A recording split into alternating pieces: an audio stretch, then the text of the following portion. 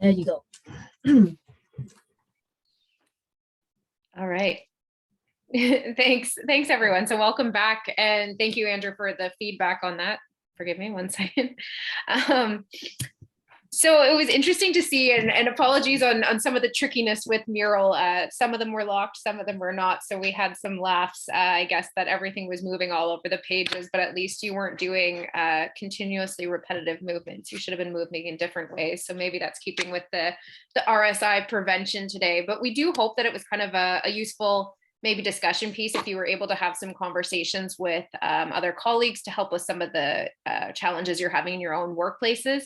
What was really interesting for us to see, so Dwayne and I kind of met as you guys were meeting, and we jumped into some of the different rooms, but was to hear kind of the thought processes that are going through when looking and categorizing risk factors. And I heard, I think in one of the breakout sessions that we were talking about, you know, which comes first, kind of a bit of a chicken and an egg discussion where some of these psychological factors may kind of come first and be predisposing to a musculoskeletal injury, or vice versa, in which you might have a musculoskeletal injury that perpetuates some sort of psychological injury.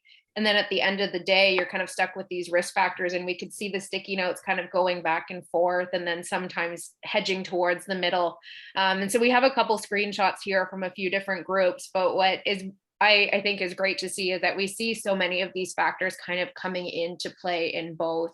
And I did notice in the chat just before we started into the breakout rooms, one of your colleagues did mention, you know, as a society that we are beginning to understand this relationship, and we have this understanding, but the challenge is that to quantify their impact and bring these all into some sort of paradigm of causation. So Gail, I echo and hear that comment.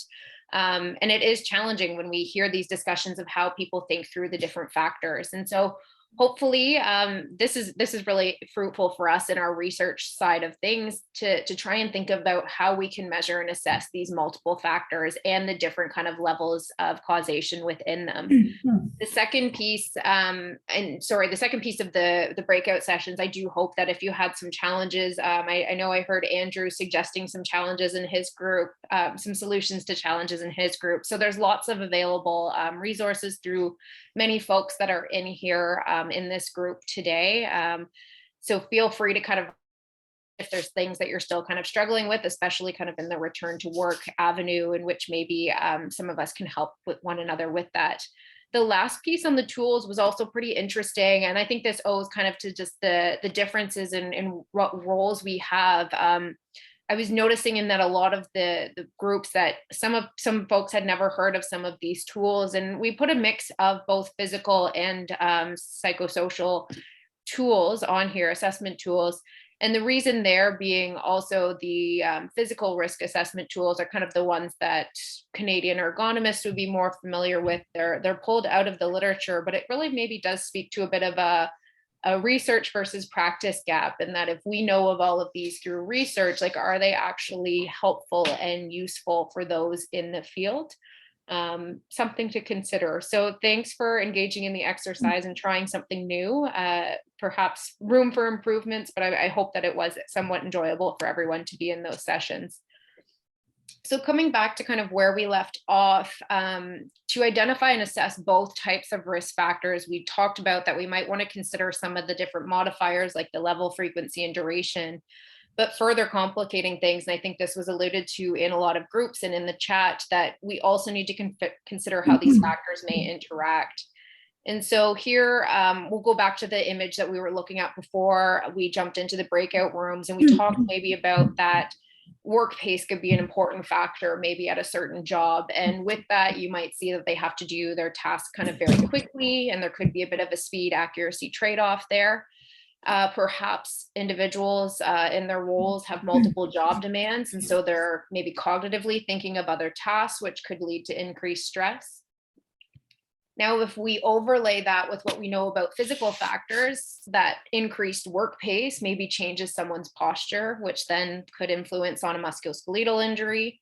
and those multiple job demands, maybe they're stressing out. And if I know from my experience, when I'm stressed out, I don't hold myself in the best way. And physiologically, biologically, we can see that this creates changes within our musculoskeletal system, such as increased tension and muscle tone.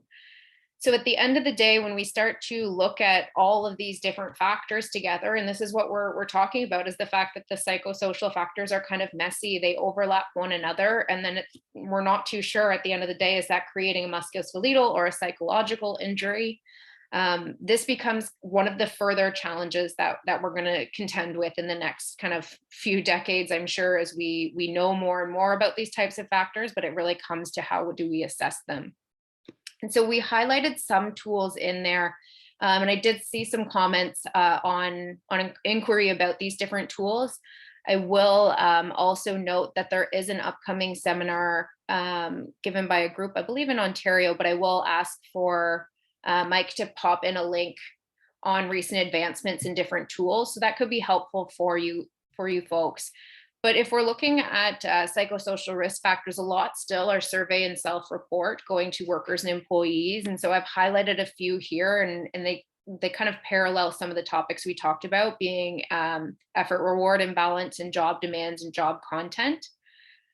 Some more familiar ones to us are the Copenhagen Psychosocial Questionnaire, also known as the COPSOC, and this was designed for the assessment improvement of psychosocial conditions. The kind of positives of it is that it can be used in workplaces of any size and sector, and it does have some comparable benchmarks for you to use as references.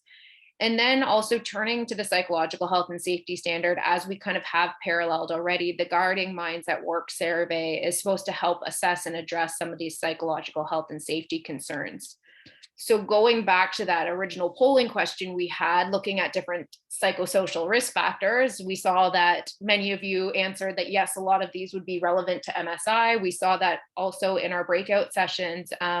Here we're adapting from the psychological health and safety standard. And so potentially some of the ways that we might be able to address MSIs, psychosocial factors, would be to actually turn to this literature and start to see how those tools could help us. And this is just a kind of fact-finding mission, might be helpful for you, Andrew, in upcoming RSI days, but there is a polling question on if you would be interested in future presentations on risk factor tools and assessments. So I'll let that poll run its course, and hopefully it looks to be that it could be a helpful piece.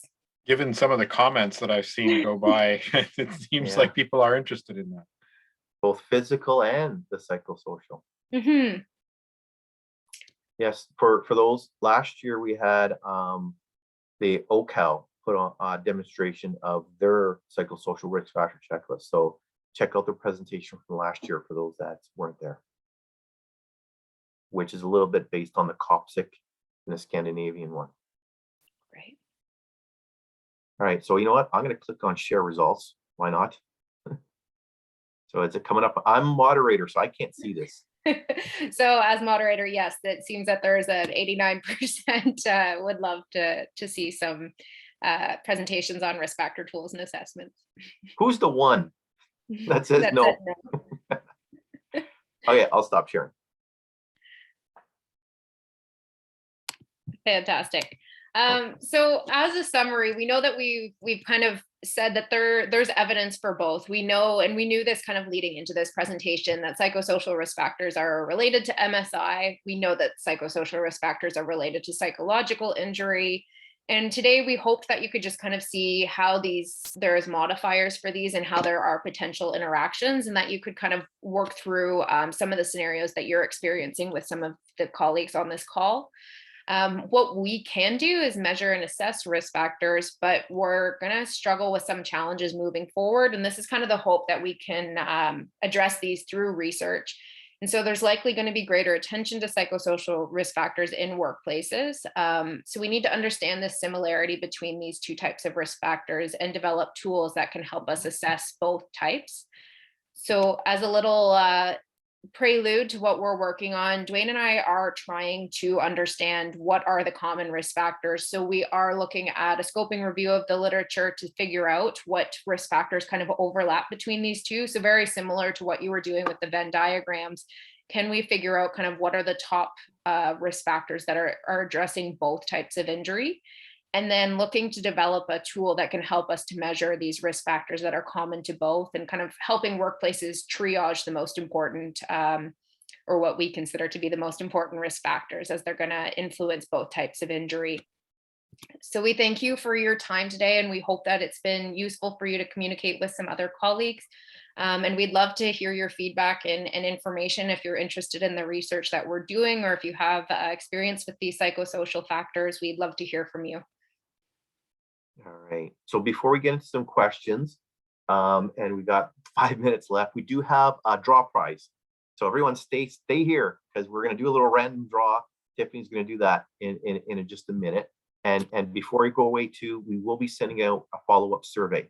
So check your junk folder and your spam folder the next little while. We would like to hear your thoughts about today and future. So thank you on that. So before we turn over to a couple of questions for Heather and Dwayne, before we finish this, personally, thank you very much. We'll be talking again, do a little debrief, and hope to share some of what all the 10 different groups kind of found.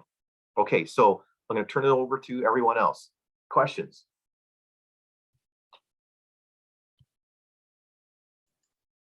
Chat's been fairly quiet. Okay. I think there's been some questions and links about just the tools. I think people really like starting there, and at least Some questions the work's been done. Yeah, budgets and how to get things paid. So we'll I'll put a nice little paragraph together and ship that off to people. Okay. Well, then, as people are kind of letting this soak in, and I'm sure the questions always come tomorrow and the next week. So we'll let that sink in. Tiffany, would you like to do the draw for the 2 fleece safe work jackets that, again, thank you very much to Safe Work for sponsoring that and donating that. Whoever wins will get your sizes and they'll send it out. Okay, I am going to get the draw, as we have 201 people registered on my list. So we are going to pick 2 numbers according to my list, which winner will be. Then I will announce it right away. The first winner is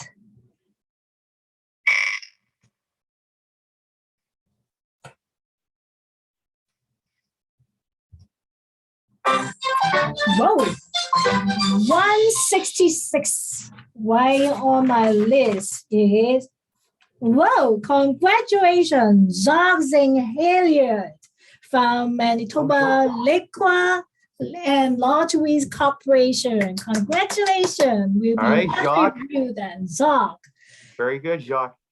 Then next one. There you go.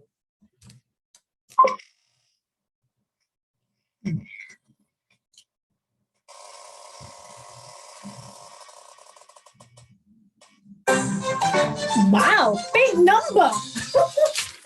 Let's see, 190. Paul Allen from New Fire. Paul, congratulations. So thank you, all of you. So I'm going to stop the screen here. Great, I pass it back to All right. you. So once again, I'd like to thank all the volunteers that started with us in last year, but really got going in November, December, and all the volunteers for the breakout rooms. We did a couple of sessions. Hopefully I'll get some feedback and see how that all went.